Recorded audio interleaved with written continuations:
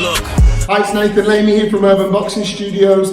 Today we are going to talk about the jab and get you thinking about different ways in which that you can use the jab rather than just seeing it as a traditional point scorer.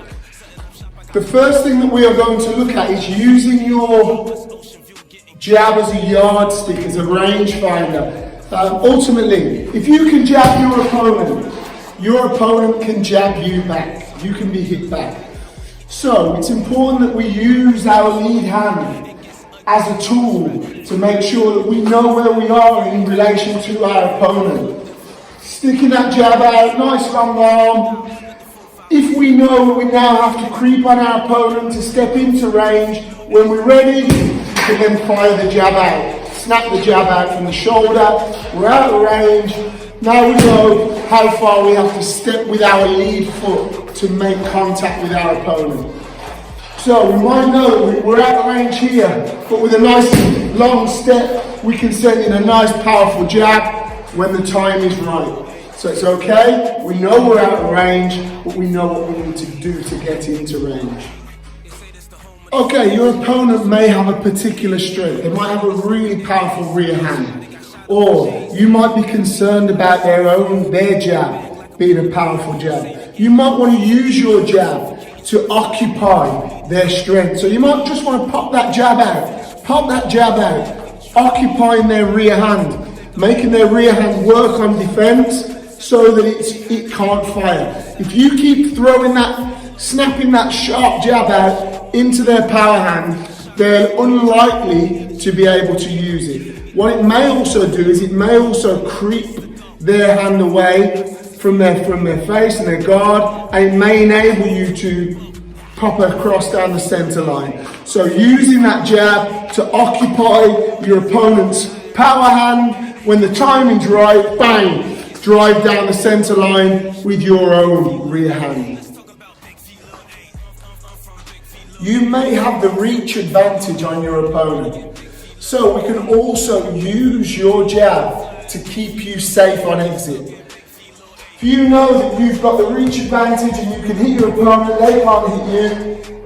As your opponent attacks, you may want to pop your jab out and keep that distance using your jab as they attack. So you might want to pop it out and counter on the outside. You might just want to keep them at bay as you exit, making sure that you're maintaining that distance.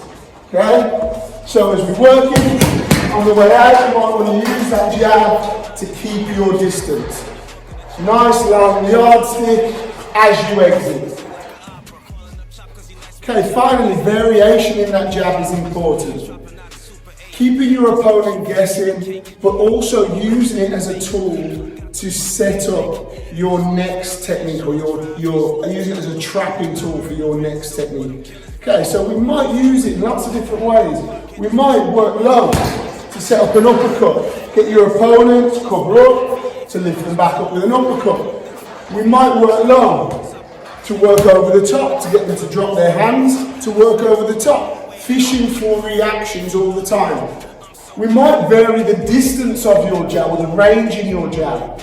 So, you might want to show your opponent a weak jab, because you might want to give your opponent confidence to step into your range to be able to counter on the back foot. You might start to play with the tempo of your jab. So you might have a nice slow jab, and then speed the tempo up, keeping your opponent guessing. Finally, you may also look at using your jab to show your opponent the target.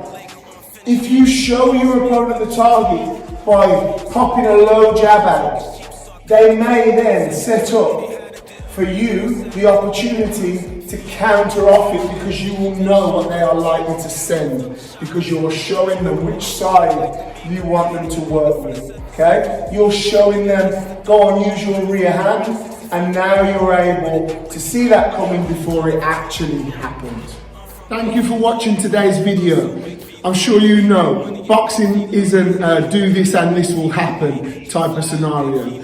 So all of those things that we've given you in that video are for you to use in your sparring and try to gauge your opponent's reaction to how you use that jab. Gradually over time you'll build up a toolbox that you're able to then use and feel comfortable in using, because you know what reaction it gets more often than not. So have fun with it, use it in your sparring, see if you can use it and add to your box of tricks. Let us know if it's been helpful, and please like, share, subscribe, comment below. If you want to see anything in any of our videos, please ask us. We do read and we do listen, and we will create a video just for you.